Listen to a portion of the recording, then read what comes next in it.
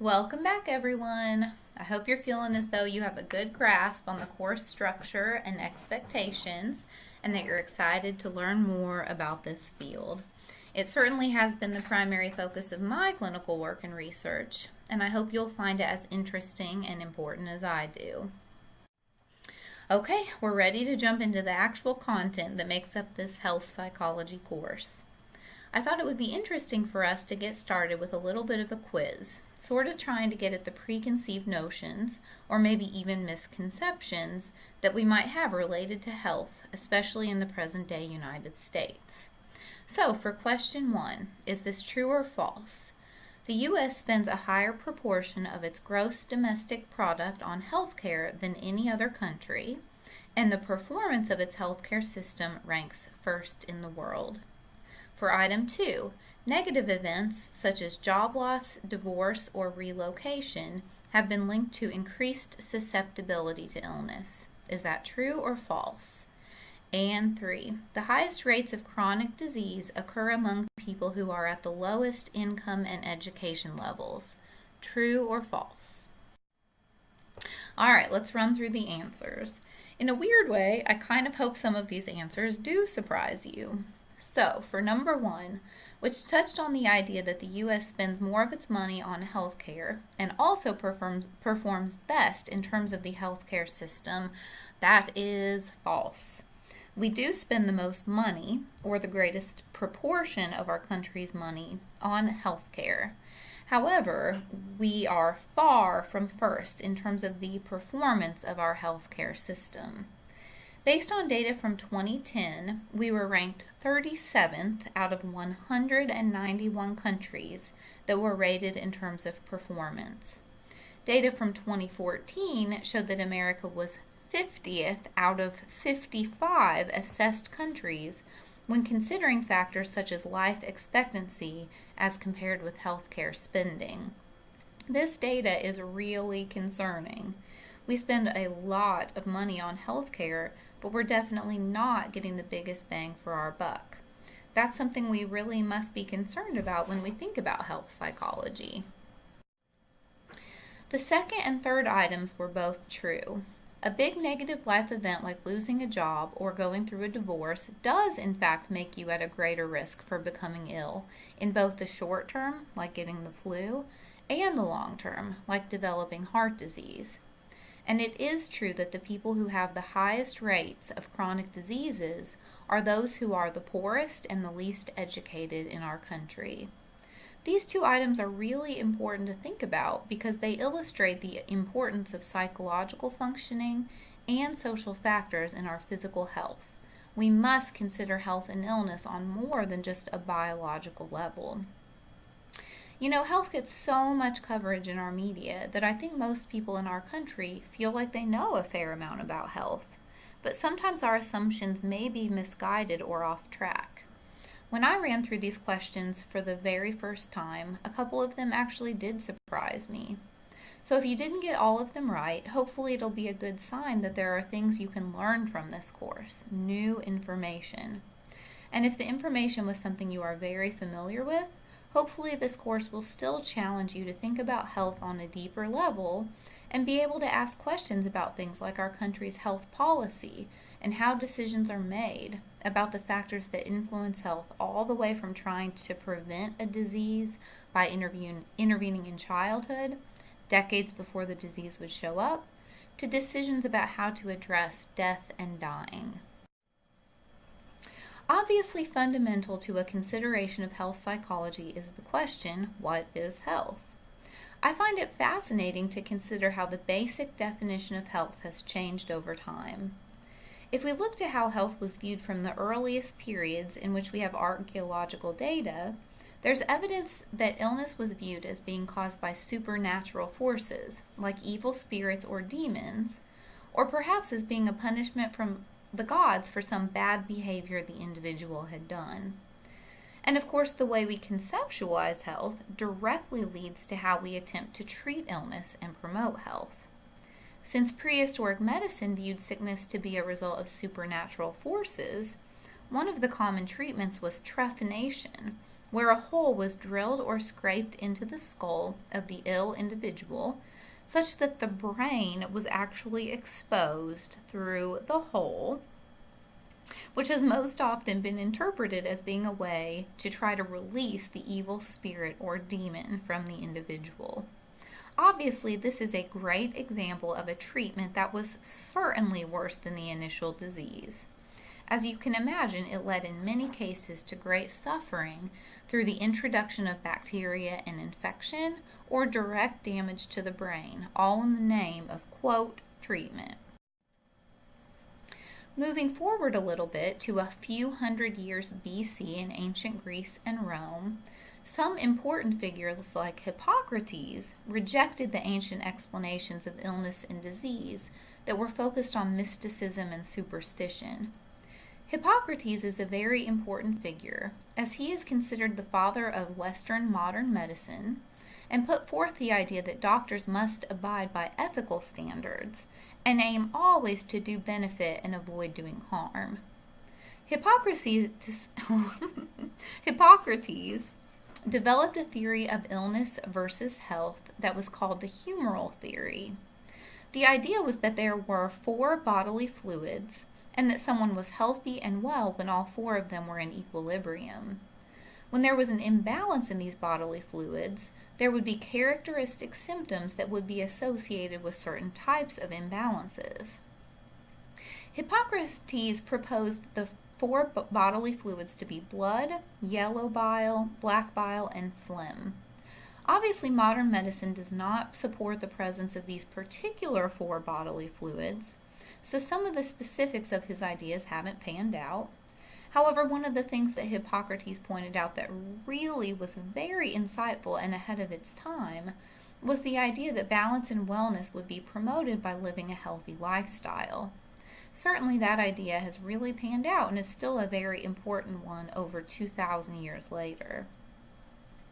Luckily, we've continued to advance, as one of the primary, quote, treatments that was offered based on the idea of humoral imbalance was bloodletting, or simply inducing bleeding through cuts or the use of leeches to try to restore balance among the 4 humors.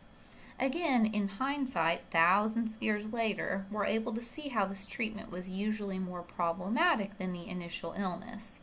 But it was justified by the theory of health and sickness they were working from, which again illustrates the importance of basic knowledge in order to promote good practice.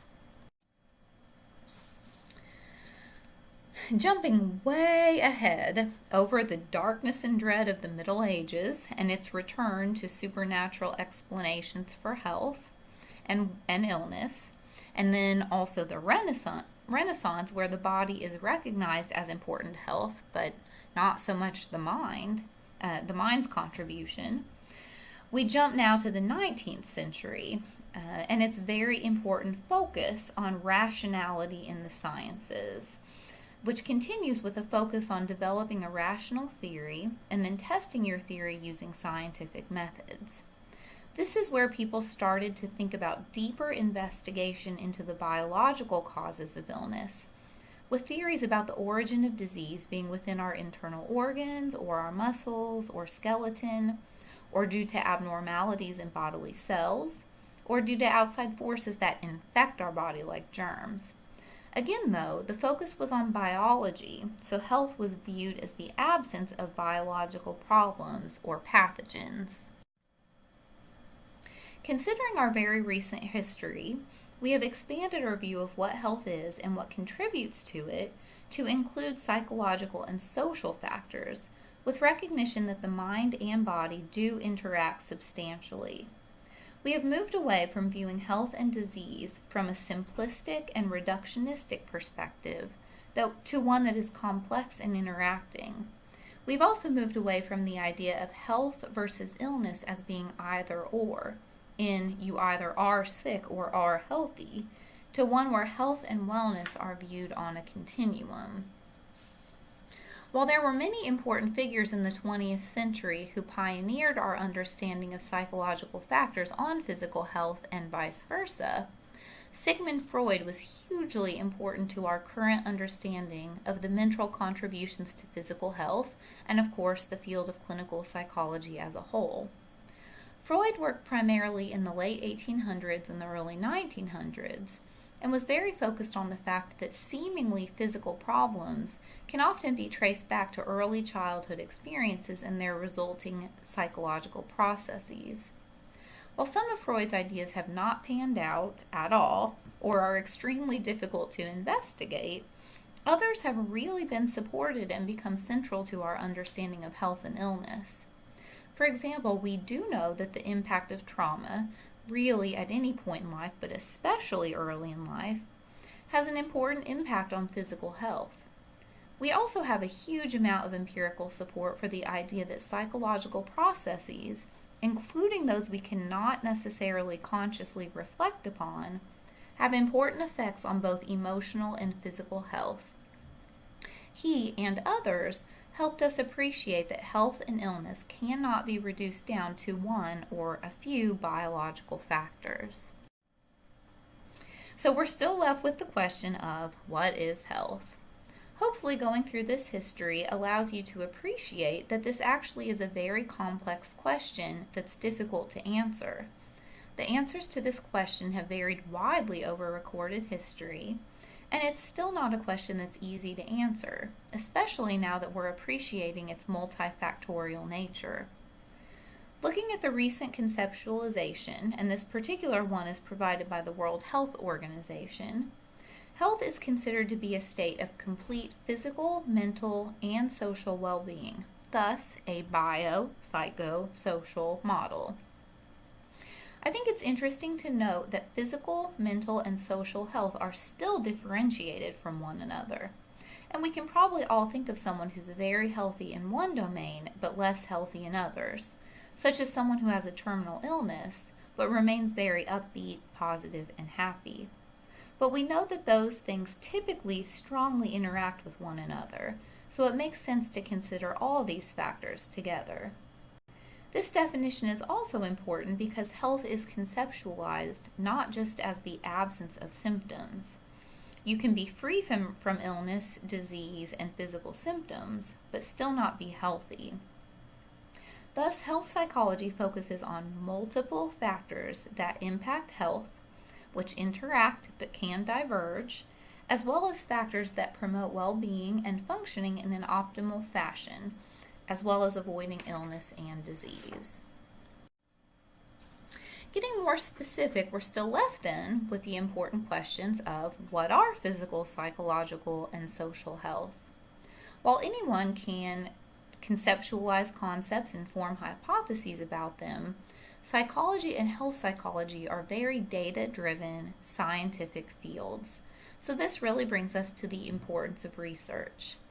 Let's spend a little bit of time reviewing and introducing some of the concepts in research that help us even begin to answer these questions. Of course, this ties to an even more fundamental question of how do we know what we know? There are a huge variety of ways that we come to learn what we think we know, some of which may be accurate and some inaccurate. We learn many things just from personal experience. For example, I know what kind of foods I like, not because someone has told me what I like, but because I've tried a variety of things and found some I enjoy and some I don't. We also learn from observation. So, for example, I may not think I like eggplant, but if I see it cooked by a family member in a different way and see many people enjoying it, I may learn that eggplant can be a pleasant food and may be willing to try it again when prepared in this new way. When we watch others, as in our own experiences, obviously it makes a huge difference whether pleasant or unpleasant consequences follow a given behavior. Of course, there are also more formal or systematic ways we learn that rely less or not at all on direct experience. Formal education teaches us about things that someone observed, like the way the universe or an electron behaves, even if we are not able to observe it for ourselves. Or we all learn about historical events even though we were not there to witness the events directly. We can also learn through cultural or faith traditions. Of course, methods of learning leave room for errors, biased perception, and variability, and certainly some methods are more reliable and valid than others. For example, even when we think about something like formal education, decisions are made about what to teach and what to leave out, which may be biased by cultural norms or even the personal biases of the textbook author or adoption committee. I recently learned about prisoner of war camps after World War II that were sort of forgotten from mainstream history, but which really shed an interesting light on racism when considering how the Nazis were treated in the POW camps versus how American citizens of Japanese descent were treated in internment camps at the same time. It's important to consider how we have come to know what we think we know and to ask ourselves whether it might be biased or somehow inaccurate.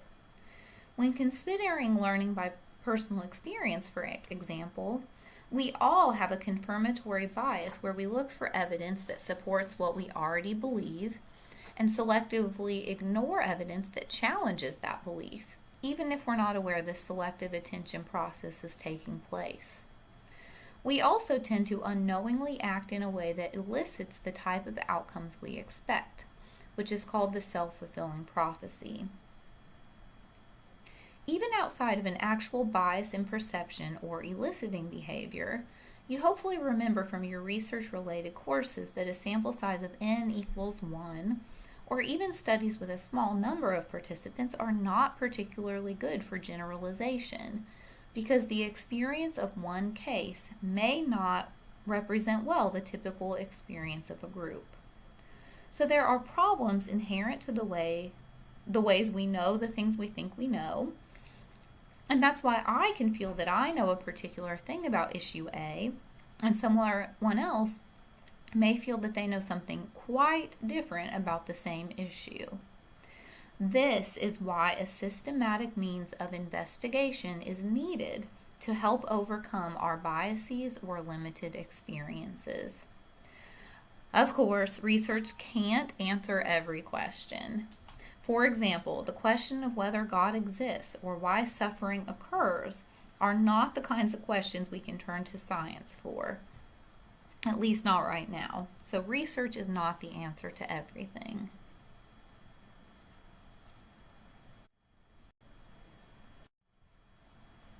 In terms of trying to move past personal and cultural experience and biases, we must turn to the scientific method. In this process, of course, you pose a question, do background research, form a hypothesis for this new question, gather data, and analyze the data to draw conclusions about your hypothesis. An important but often neglected aspect of the scientific method is that you share your findings. You communicate those to others so that in a positive way, critical thinking can feed back and influence what other people know. The scientific method is easiest to see in experiments.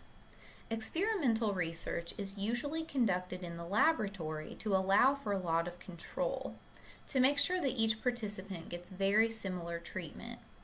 There's a statistical comparison of an experimental group or groups, which are participants who receive some kind of treatment that you're interested in, with a control group or groups who do not, who receive either a different treatment or no treatment at all. In an experiment, we're concerned with whether the independent variable, which is the factor in the experiment that's being manipulated or controlled, has an effect on some kind of dependent variable, which is the outcome that is hypothesized to be affected by the manipulated variable. Then, to be a true experiment, you need random assignment, where participants in the study are assigned by chance to the different groups, with an equal chance of being put into an experimental or control group. This is done primarily to ensure the experimental and control groups are essentially equivalent prior to the experimental manipulation, or else any differences you find between the groups could be due to the fact that they were different to begin with.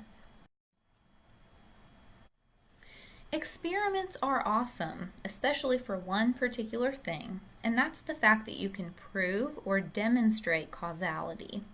You can prove that by changing one thing, the independent variable, you can effect change in something else, the dependent variable. So you can say that changes in the independent variable are causing changes in the dependent variable. For example, you could show that a diet of equal calories but higher in carbohydrates and sugar leads to higher body weight and higher levels of obesity. Of course, with a target that has as many impacting factors as does obesity, singling out just one cause of obesity is pretty much impossible. But we probably can begin to isolate a number of factors that do have a cause and effect relationship with obesity. I'd like you to pause this video and take a minute to think about your own ideas about how we could use an experimental study to examine this question. Then I'd like you to view this YouTube video, which is about one study that began to look at one psychological factor that might contribute to obesity. As you can imagine, experiments are often very expensive and time-consuming, and it can be difficult to recruit participants and collect data. You also often face increased ethical concerns. It's much more challenging to do experimental research than descriptive studies, which we'll cover next. But when you really need to demonstrate causality, there's really no other way to do it. In contrast to experimental research, we have descriptive research. It cannot prove a cause and effect relationship, but descriptive research can tell you about a phenomenon or how different factors relate to one another. Observational studies, which include case studies, surveys, and interviews, and also naturalistic observation, fall under this realm. Surveys are probably the most common way psychological research is done because they're cheap, easy, and fast to administer and allow you to gather in-depth information. When you administer surveys looking at multiple variables, it allows you to look at the relationships among different variables as they naturally occur. And thus, it enables prediction of one variable if you know the other, with some reasonable degree, by a calculation of the correlation coefficient. Recall that the correlation coefficient is a statistical measure of the relationship between two variables. It ranges from -1 up to +1, with the absolute value of the coefficient telling you how strong the relationship is, and the direction of the coefficient telling you whether the variables increase or decrease together, or whether as one variable increases, the other decreases. Here is an example of a graph depicting a correlation coefficient. On the x-axis you have body mass index, and on the y-axis you have blood pressure. What you see plotted is the data from a variety of specific participants. What you have with the black line is the plotted correlation coefficient. What you see is that this isn't a perfect R=1 correlation, but it is positive and looks like it's probably mild to moderate magnitude. So when you know someone's body mass index, you can, with some degree of precision, predict how high one's blood pressure will be. Thus, observational data, like data from surveys, can tell us about a given phenomenon or relationship among variables, but cannot tell us which variable is causal. There are types of observational studies I'm not addressing in this lecture that would be helpful to read more about if you don't remember this information from your research methods classes. I'm not discussing naturalistic observation or case design studies, for example, even though case design studies are particularly important within clinical psychology treatment. I do want to touch on one other kind of observational research. Epidemiology specifically refers to the use of the scientific method or empirical investigation to examine health and disease.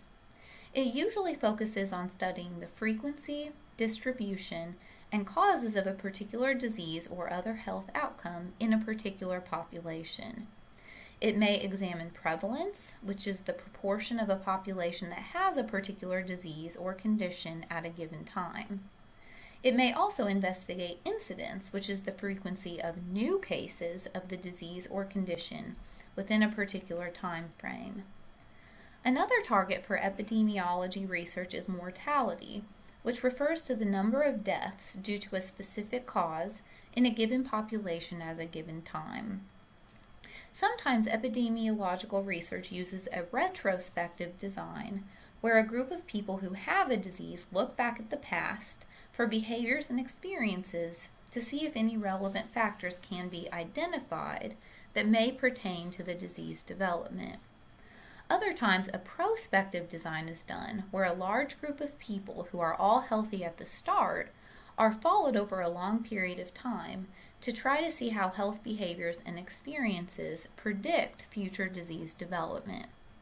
Epidemiology research cannot tell you what is causing a given disease, but it's often used to inform health policy and respond in the face of health outbreaks or crises.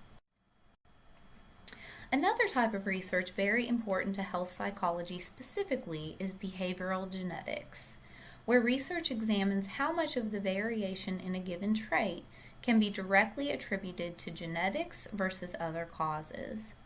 These questions are often examined in twin studies and adoption studies. In twin studies, the traits of identical twins who share 100% of their genes are compared with fraternal twins who share only as much genetic material as typical siblings, but are commonly raised in very similar circumstances. Occasionally, groups of twins raised together versus those raised apart are also compared.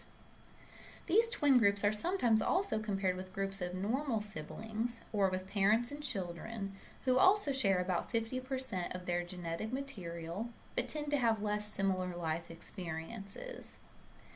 These studies have been important in helping to determine what impact genetics versus the environment and experiences have on various health-related outcomes.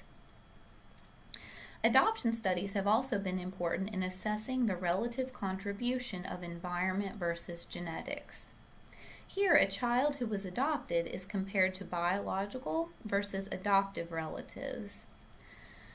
So this is probably not a surprise to you, but the conclusion has been that both genetics and environment play an important role in most physical and mental health outcomes.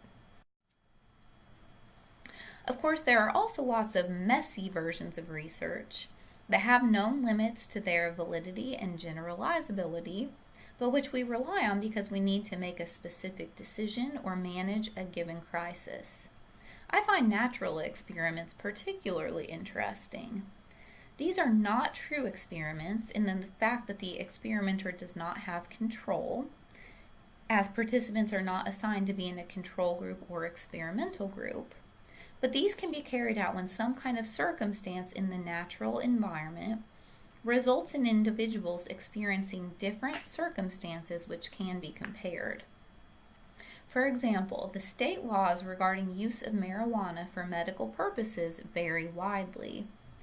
Research can be done on the differing outcomes by state to help determine if the varying laws correlate with different health outcomes, though we can't go so far as to draw firm cause and effect conclusions as one could with a controlled experiment.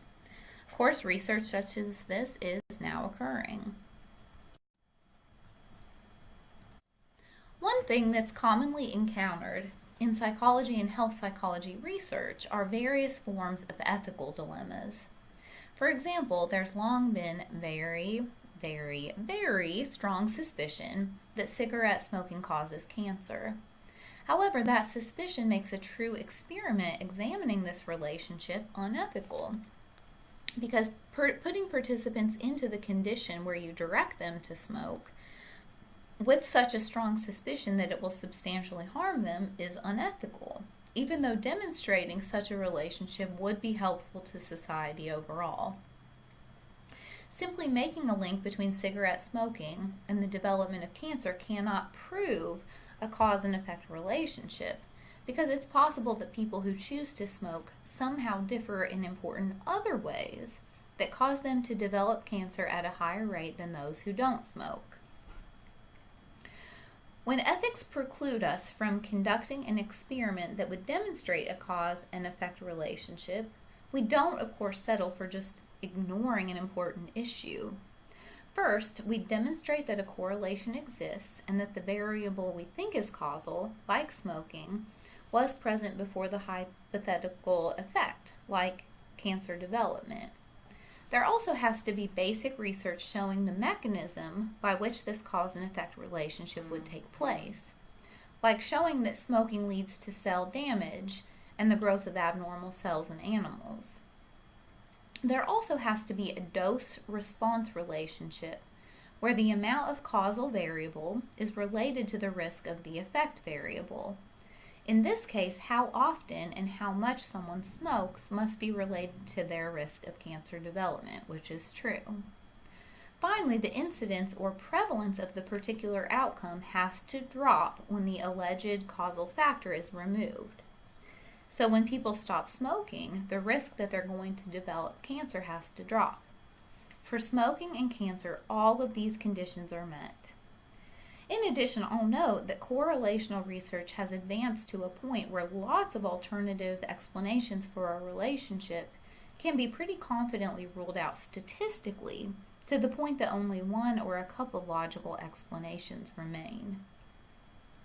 One very famous example of unethical research pertaining to health was the Tuskegee syphilis study, where individuals known to have syphilis were not told of their diagnosis and were not treated for it, just to see how the untreated disease affected them. While there was some very basic knowledge gained, it was not worth the serious suffering those individuals experienced, especially since they did not consent to being in a study about the unknown long-term effects of having an untreated serious illness. They did not get a choice. In this case, the fact that the participants were black males of low socioeconomic status is also worth considering in terms of the ethical implications. It's very unlikely such a study would have been done on highly educated white males from rich families. If research is deemed acceptable to be done on one group but not another, this should immediately raise a red flag. We still deal with this issue on a regular basis in modern-day health-related research in a slightly different way. For example, is offering $500 compensation for trying out a new drug that's never been tested on humans before ethical or not? It's likely that someone from a high socioeconomic status would not be willing to take such a risk for $500, while someone with much less financial security may be more willing to consider doing so. Are we okay with this? The findings of health-related research have the potential to hugely impact on personal behavior, but also on large group policy. We know that in the United States over the past 100 years, life expectancy has significantly increased. At the same time, the prevalence of lifestyle disorders or chronic illnesses that are clearly impacted by choices in our lifestyle, such as diet and exercise, have also significantly increased. Of course, we must note that not all factors are within our personal control, such as living in a food desert where very little healthy food is available, or living in an area with toxic exposure.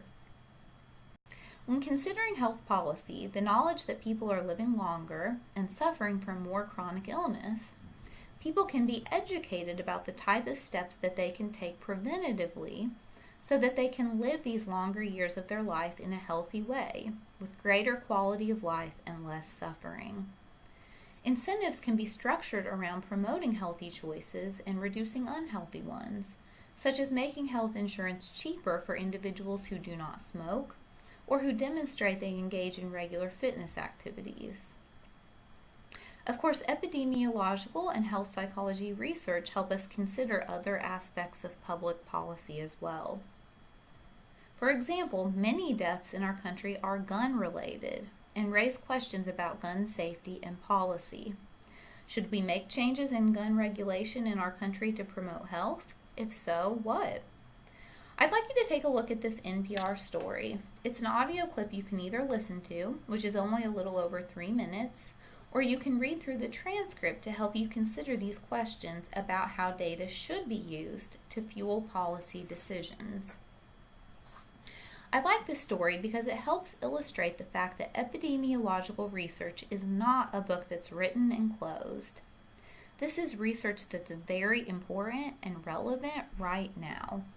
For example, outside of the gun control question, it's interesting to note that even those individuals in the United States that are sort of situated in the best possible circumstances, let's consider young males who are educated, employed, married, who are making good lifestyle choices, they're still having higher rates of disease and dying earlier than comparable individuals in other countries. It's a big open question of what's going on in our country that is making us fare worse than individuals in other countries. As we begin to wrap up lecture, we're kind of ending where we started, which is talking about the various psychological and social factors that influence health, as well as how our country is faring in terms of healthcare investment and outcomes. Health psychology and behavioral medicine are the fields that sit right at the intersection of biology, psychology, and society, with a focus on promoting health and well-being and preventing and effectively treating disease and illness at both the individual and societal levels. Health psychology is a new field, as it did not become an official branch of psychology until the late 1970s. When the American Psychological Association actually established the Division of Health Psychology and explicitly and formally laid out 4 goals for the field, which were to study scientifically the causes of specific disease, to promote health, to prevent and treat illness, and to promote public health policy and the improvement of the healthcare system. So what do health psychologists do? Well, they work in a wide array of careers and many different roles. Many conduct research and teach in medical schools or universities, while others work as clinicians with patients, either to try to prevent disease and promote wellness, or to treat illness and to help individuals cope once illness is present, whether the illness is chronic and long-term, or acute but very stressful in the short term. Some health psychologists work providing consultation to businesses or organizations to help them structure their policies to be more promoting of health, especially since such policies typically save businesses money. If you're interested in becoming a health psychologist, you would complete, as most of you are, an undergraduate degree in psychology, and then you'd go on to a PhD program. While you can do certain types of counseling with a master's degree in clinical psychology or mental health counseling, to actually be a health psychologist, you have to complete a doctoral degree. So that takes 4 to 6 years past the undergraduate degree, and it needs to be with a curriculum that meets certain criteria representative of the biopsychosocial model. After that, you must complete an accredited health psychology internship in a medical setting. Typically, even beyond that, individuals who want to be a health psychologist would also do postdoctoral training, again in some type of setting that specifically focuses on health psychology. What's interesting to know, though, is that you don't necessarily have to become a licensed clinical health psychologist to do work that's very consistent with health psychology. Lots of clinical psychologists and mental health practitioners help people focus on their lifestyle choices to be more promoting of health and less promoting of illness, or to cope with things like chronic or acute illnesses. So there's one very specific way to become a licensed clinical health psychologist, but there's lots of careers in which you might be using the principles of health psychology. If you have any questions at all about my clinical experiences, which have been in a wide variety of settings and typically deal with both medical and mental health problems, as well as psychosocial stressors and problems, I'm happy to talk with you about those. Lots of times students won't really know what they want to do or have an idea of the work, or they have an idea of the work they'd like to do but aren't sure how to get there, especially given how much school may be required or how competitive some programs are. I really do hope you'll consider me to be a good resource for you as you move forward in planning for your career. We've reached the end of the lecture for Module 1. I hope you found the topics covered interesting and thought-provoking, and that you can see how important they are. If you have any questions or concerns, please don't hesitate to get in touch. Otherwise, you'll hear from me again in Module 2.